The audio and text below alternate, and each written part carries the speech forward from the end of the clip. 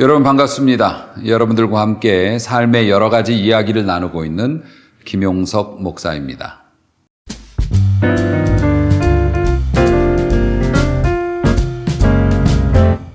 요즘에도 이렇게 추운 날에도 아파트 다니다 보면은 밑에 내려와가지고 파자마 바람에 이렇게 덜덜 떨면서 담배 피시는 분들 있습니다. 흡연 문화가 많이 달라졌죠. 예전에는 집안에서 피는 건 당연한 일이었고요. 심지어는 버스 안에서도 담배 피웠던 시절이 있었고, 식당에서 밥 먹고 담배 피고 재를 밥그릇에다 털고 가고 이러는 시절도 있었는데, 요즘에는 그랬다간 큰일 납니다. 뿐만 아니라 이 흡연하시는 분들의 가장 극적인 변화가 전자담배 출현이죠. 꽤 됐습니다만은 요즘에는 예전에 그 관련 형태의 담배 피우시는 분들보다 전자담배를 피우시는 분들이 많은 것 같아요. 그러면서 전자담배를 피우시는 분들이 일관되게 하는 얘기가 있습니다. 이건 몸에 덜 해롭대요. 연기나 이런 것들이 다른 사람에게 피해를 주지 않도록 여러 가지 향기가 들어있어서 괜찮대요 라고 주장들을 하고 계시는데요. 그런데 사실 제가 의학적인 관점이나 여러 가지 전문적인 정보를 제공할 필요는 없을 정도로 이미 온라인상에 많은 정보가 되어져 있기 때문에 그러한 것들은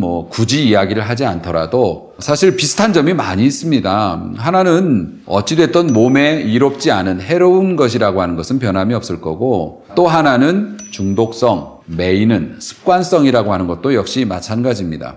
이러한 것들은 죄의 특성과도 비슷하죠. 죄는 여러 가지 스스로를 위로하는 방법으로 별거 아니라라고 안심을 시키지만 결국 그 안에는 투명한 낚싯줄처럼 결코 끊어지지 않는 죄의 결박, 죄의 영향력이 있어서 그것으로 사람을 고통스럽게 하죠. 사실 흡연 문제도 이것이 죄다라고 이야기할 수는 없지만 사실 죄의 산물인 것은 맞죠. 그래서 전자담배가 덜 해롭고 일반 담배는 더 해롭고 이런 문제가 아니라 둘 다 우리가 멀리 해야 되는 것이면은 분명한 것 같습니다.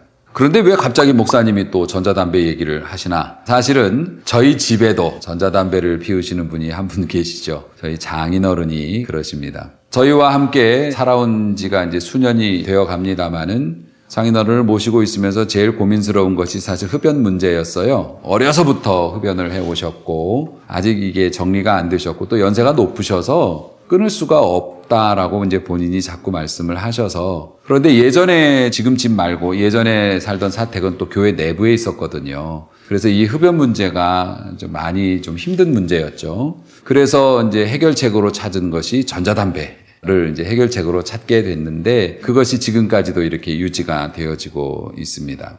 그런데 이 전자담배라고 하는 것이 아무래도 전자제품이잖아요. 그러다 보니까 고장이 나더라고요. 고장이 나면 이걸 어떻게 조치를 해야 되는데 집안에 이걸 봐줄 사람이 없지 않습니까? 손주, 손녀들이 온라인 검색해서 도움을 준다고는 하지만 늘 집에 있는 것도 아니고 하기 때문에 본인이 본인 방에서 이렇게 고장이 나면 들고 나와서 사모한테 물어보는 거예요. 저는 이제 목사니까 못 물어보시고 사모한테 물어보시는데 사모가 뭘 알겠습니까? 고칠 수도 없고. 그러니까 이 스트레스를 엄청나게 받으시더라고요. 아시다시피 늘 의지하고 가까이 하던 그런 것들을 못하게 되면은 금단현상이 있어서 엄청난 스트레스를 받죠. 이런 일이 자꾸 반복이 되고 아이들하고는 잘 연락이 안 되고 그러다 보니까 어느 날에는 너무 이게 좀 스트레스를 받으셔서 제가 고쳐줘야겠다는 생각을 하게 됐어요. 근데 그날이 또 하필이면 설교 준비하는 날이었는데 설교 준비하다 말고 하도 전전긍긍하시길래 제가 나가서 제가 고쳐드릴게요 하고 받아왔습니다.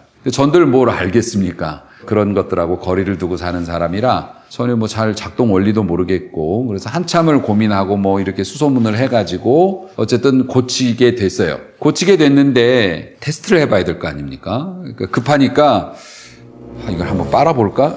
이런 생각을 하게 되더라고요. 그런데 아무리 급해도 아무도 안 본다고 해도 그거 어떻게 시험이라고 해도 목사가 그럴 수는 없을 거고, 아버님 방에 또 가서 테스트 해보시라고 그러고 또 갖고 나와서 고치고 또 가서 테스트 해보시라고 해서 어쨌든 해결은 했어요. 이미 할아버지가 그런 상황이니까 가족방에 할아버지가 이런 문제가 있다, 이거 고쳐야 되는데 큰일 났다, 이런 걸 공유하고 있었는데 제가 이걸 다 고쳐가지고 이제 만족스럽게 된 걸 보고 가족방에 한 줄 카톡을 남겼죠. 할아버지가 평안을 찾으셨다. 이랬더니 저희 딸아이가 그 카톡을 일하다 말고 보고 깜짝 놀랐다는 거예요. 할아버지 돌아가신 줄 알고 평안을 찾으셨다고 그래가지고 우스운 일이 있었습니다만은, 그리고 나니까 갑작스럽게 제 마음에 좀 고민이 생기는 거예요. 목사가 이거 몸에도 해롭고 성도들에게도 권하지 않는다고 얘기하면서 사랑하는 아버님 이런 것들을 고쳐까지 드리면서 이걸 도와드려야 되나, 이런 고민이 좀 생기더라고요, 사실. 그런데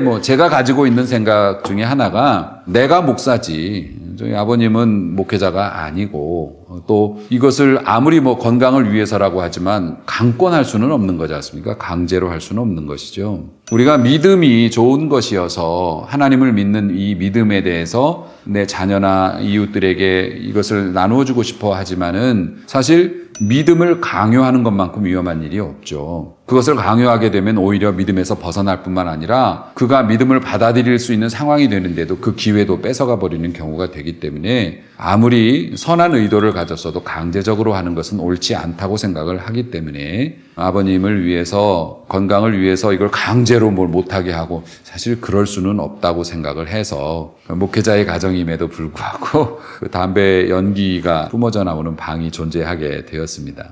하지만 제가 늘 가지고 있는 신념, 그럼에도 불구하고 포기하지 않고 아버님에게 그러한 것들이 의지가 되지 않고 주님이 의지가 될 수 있기를 위해서 늘 기도하는 것은 멈추지 않고 있습니다. 이 세상 사시는 날 동안에 하나님께서 은혜 주셔서 또 건강 주셔서 몸과 마음이 그런 것 없이도 더 건강해질 수 있기를 바라면서 늘 기도하고 있고요.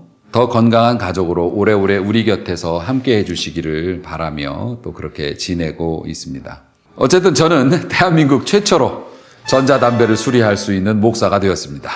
사랑하는 우리 이 영상을 보고 계시는 많은 분들, 우리의 삶 속에서 우리가 간절히 원하지만 또 그것이 유익한 것이지만 우리의 뜻대로 되어지지 않는 많은 일들이 있죠. 너무 조급해하지 않고, 그러나 포기하지도 말고 기도하면서 바라고 기다리면 우리 주님께서 또 건강하게 살아갈 수 있는 좋은 날들을 주실 거라고 믿고요. 또 여러분들도 우리의 삶 속에서 의를 행하고 또 정의를 구현하는 것도 중요하지만은 거기에 사랑을 담아서 그렇게 한다면 담배 연기보다 더 진한 사랑의 향기가 여러분의 삶을 채울 수 있을 거라고 생각을 합니다.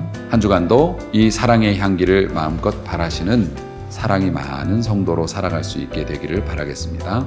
감사합니다.